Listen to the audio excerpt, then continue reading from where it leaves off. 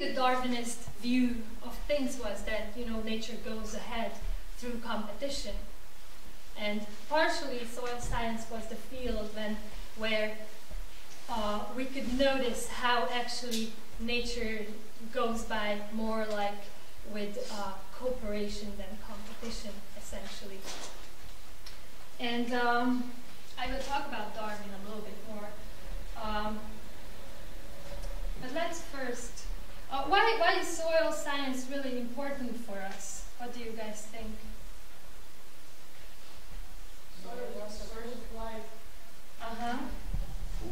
What we're doing at the moment is depleting soil, Yeah. so we might head into big crisis.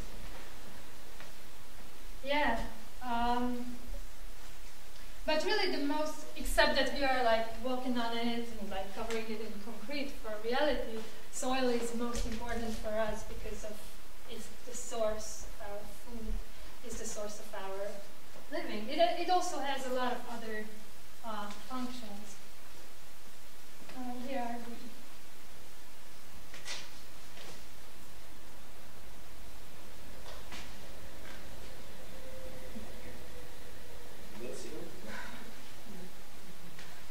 So anyhow,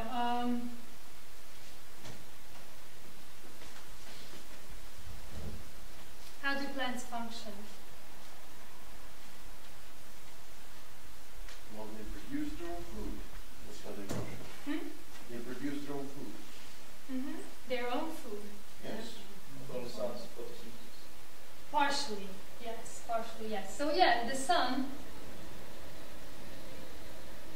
gives sunlight and CO2 in the air that contributes to the carbon part and the energy part of the plant.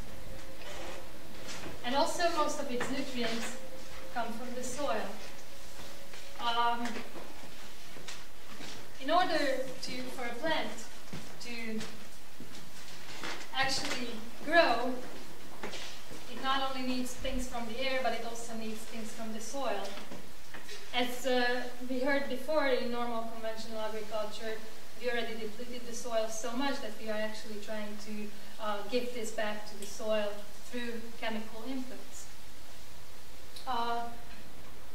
Before we go farther in this, that actually what is this black matrix that we are working here with, let me get into a little bit about what really soil is. Can you guys see? Yeah.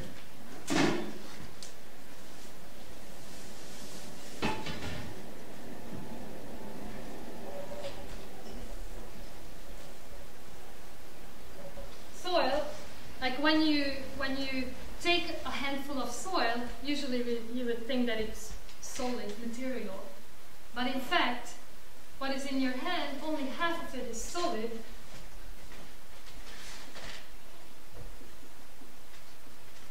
Minerals. And the other half is so-called pore space. And in the pore space there is air and water. And there is a tiny little chunk which is organic matter. So later on we can discuss techniques of how we can actually evaluate different parts of soil. But really what I want to point out here, this tiny little section, which in an ideal soil it's about 5%, in agricultural soils it's around 1 to 2%. This is the essence of the whole story. We have the grains of sand, silt, and clay, which is glued together partially by life. This is what oxygen is needed, just like for us to be able to breathe. It's needed by the soil life. And also water is needed in order to be able to carry around and recycle nutrients. So what really organic matter in the soil consists of? partially it goes fallen plant material, dead plant material that is gradually moving into the soil. If you look at a soil profile, have you guys ever seen a soil profile in the book? Or we have so-called different horizons, and the top horizon is called the organic O horizon, where it's mostly organic matter. And for example, when we are mulching a garden, that's what we are kind of playing with, that's what we are pretending that it has this organic horizon.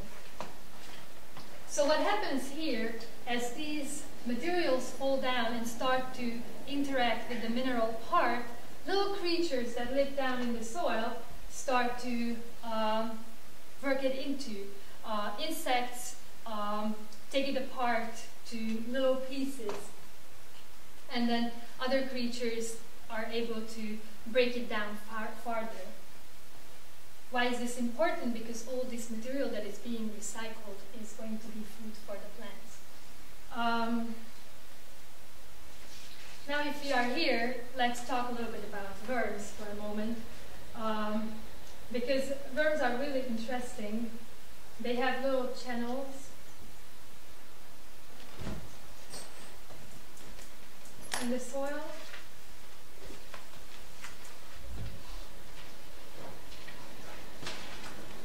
And what they do, like usually people would think that worms eat organic matter, which is not true. What they do is they come up here, pull in the organic debris from the surface, and pull it into their pores, their channels.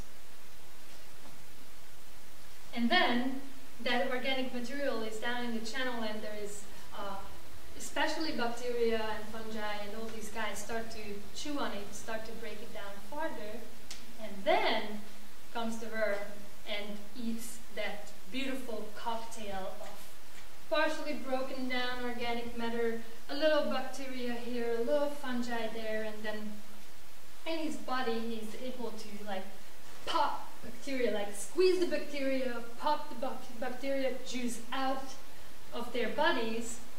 And that's what is actually, you can imagine bacteria, for example, as a little fertilizer bag, as Elaine used to term them. Little fertilizer bag that when it's eaten by another creature in the soil, it just releases the juices, and that's a perfectly available nutrient for the plants to take up, as opposed to chemical fertilizers, usually like a nitrogen. Bacteria are very high in nitrogen. But if you like look at a chemical fertilizer, for example, ammonium nitrate, this is the two forms. Ammonium and nitrate are the two forms that plants can take up. And these are, especially nitrate, is an extremely mobile, soluble material. And it just gets lost from the first rain comes and all the fertilizer that you have put down is gone. But if you store the fertilizer in the form of bacteria, it's going to stay there.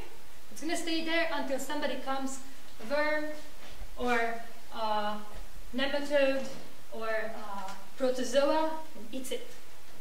So back to the worms for a moment, just like a thought-provoking idea. During the times of Darwin, everybody thought that worms are pests. We don't need worms. There's like all these creatures and they are eating our roots. They're eating our plants. They are eating our crops. We must get rid of them. It's like in the late 19th century. And then Darwin once like saw a piece of brick in his like countryside, whatever cottage, saw a piece of brick on the ground, and he noticed that gradually over time that piece of brick, Tom fell asleep, it's so boring, that brick just started to disappear. It started to get covered by soil, and he's like, what is going on here? And then he was a big observer, So he started to observe the brick, what is happening. And it turned out that actually it's worms who are burying things, everything. It's like soil is like a big digestion system, and worms are just like bringing it in there. So he wrote a book, which is about 1,000 pages about worms. That was the moment when actually it was widely understood that worms are beneficial organisms. And just think about this idea for a moment, that there are so many things that we say that this is a pest, this is a pest, this is a pest. From our standpoint, for some reason, sometimes it's just a guesswork. And then it turns out that actually this is the very essence, like they are one of the most important, everybody is important, but like super important nutrient recycles. And it's been only a few hundred years that we recognize how important they are. But it's not only worms, so I mentioned a few other guys. There is bacteria hanging out here, all kinds of shapes, forms, eaten by worms. And then there is nematodes. Nematodes are a little bit in the same shoes. They look a little bit like worms, but they are teeny tiny. You can just see them through the microscope. 10 more minutes. So there is different, nematodes have different eating patterns.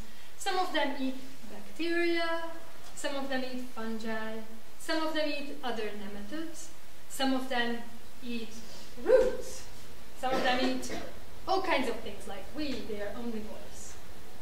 So normally people would think about nematodes like, oh my god, they are root-feeding nematodes, we have to kill all of them. So people would apply chemicals that are specifically against these little creatures. But what happens when you kill? Of course, there could be, especially in an infected soil, in a problem soil, there could be a lot of root-feeding nematodes because you use so many chemicals that the bad guys are the first who can jump in. It's like in, this is again from Elaine, if you are in a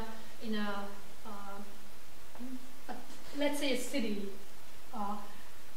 the economic situation goes down, people start to become poor, violence starts to show up, people start to fight for resources, and this is actually what happens in the soil as well. If you kill most of the population, if you rob them from their food, the bad guys are the first ones who can actually show up and say that, okay, now I am going to make whatever. Those ones who are the easiest to adapt, and this is what happens with nematodes too. So if we go and try to target the root-feeding nematodes, we kill everyone else, and what happens? There is no one there to eat the bacteria and pop out all the fertilizer for us. So there is nematodes who eat not only bacteria, they also eat fungi, and they also eat rotten roots and live roots as well. And there is another group which is called protozoa. These are amoebae, these are ciliates, and what is the third group called?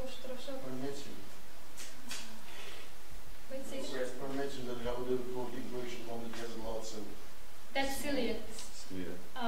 There's the one that has the one-tail guy. How's it called? Yeah, okay. picture here, yeah. Ciliates. And then so these guys usually eat bacteria. Paramecium is the one with the blow. Yeah, probably that's a name for them. No, okay. The point is that these guys are mostly aerobic. They are indicators of aerobic conditions, which we want in the soil because in anaerobic situation, what happens, water takes up the air pores, meaning that there is no air for these guys to function, no air for the plants to breathe. And we can suspect anaerobic conditions if we have ciliates in the soil. So, long story short, why they are so extremely important? Partially because they cycle nutrients. If there is enough life in the soil, again, according to Elaine Ingham, soil contains every single element, every single nutrient that plants need. There just has to be life to make it available. And I'm still questioning it a little bit just because I'm a scientist. Because normally the normal thinking is that what we take out we have to give back, which is true. And this is why we have to create compost. This is why whatever comes out here we have to recycle in the system as well. And not sending it away somewhere who knows where and then dumping it in a toxic waste site. Because really that's what we create out of our beautiful, fantastic urine and manure. We just create toxic waste out of it. We mix it with soaps, we mix it with detergents, we mix it with hormones and antibiotics, and then send it out, and with water, dilute it nicely so it's a lot, it's heavy, and just send it out somewhere away where I just don't see it. So that's what we have to reverse, because this is extremely valuable stuff. There is this guy, Dr. King, who used to be a soil physicist in the United States, who, of course, for most of the scientists, what happens, soil scientists, in their late careers, they start to think. Somehow they start to think. And they start to publish beautiful works on how, for example, civilization, the rise and collapse of civilizations are so much tied to the quality of soils. And King, who is considered to be the father of soil physics in the United States, and there's a study about him and studied the history of soil science, and there was not a single mention that actually he traveled in his late career, he traveled all over Asia and collected ideas about organic farming and how important it is to have all these aspects of farming in a cycle. Not even a single mention. So nutrient cycling is a very important thing in terms of life.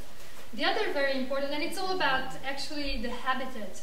So if there is life, we don't have to worry about soil compaction so much, because actually roots, the roots of plants, fungi, all these creepy creatures that are moving around soil create structure for us. They glue the mineral particles together, they create aggregates, they create stability. And what Rakesh mentioned the other day, if you look at the soil sample that comes from a conventional field that is almost completely dead, and let some water go through it, you see muddy water coming out.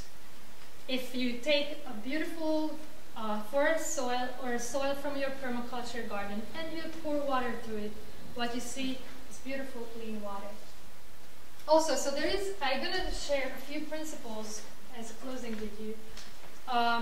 Just like principles in permaculture, there's principles in soils. So we call them soil principles, soil health principles.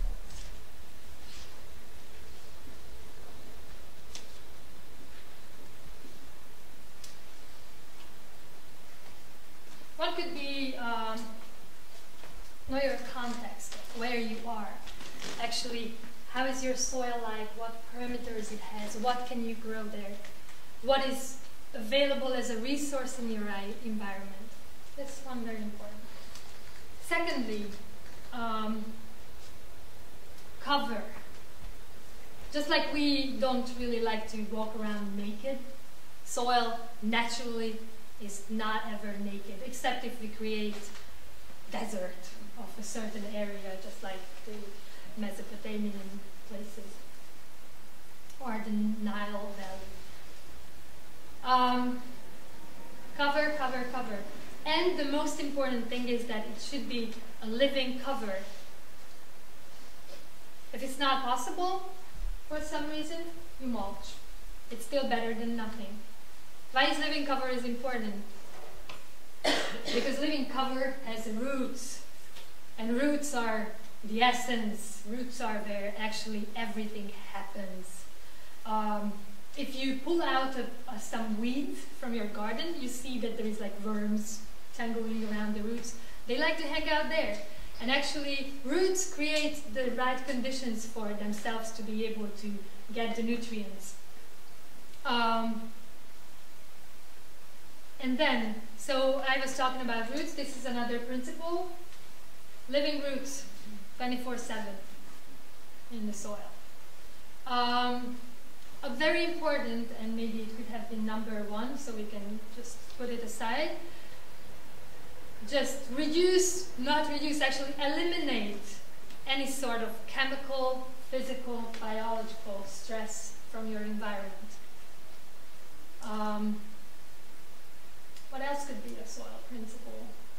Use cover crops, use green manures, very important. Compost. Compost, compost, compost, compost. Compost your poop, compost your garden remains. Because if you create a good quality compost, you can return this kind of life into your soil. And I probably have mentioned to some of you, because we were talking about these topics, when you look through a microscope, maybe I mentioned this to all of you, the best and most beautiful diversity of creatures, of microorganisms, are in which compost? In the human manure compost. It's really amazing. And also what I noticed that usually we try to avoid like animal manure, or not necessarily usually try to avoid, but what I noticed is that the most diversity is in those composts that have some sort of manure in them. So let's not get rid of them more. So I think we are done, or can I talk more? Do you guys have any questions? I'll get one answer. You get Flagellates. flagellates. Yeah. Protozoas, amoebae, flagellates, and ciliates.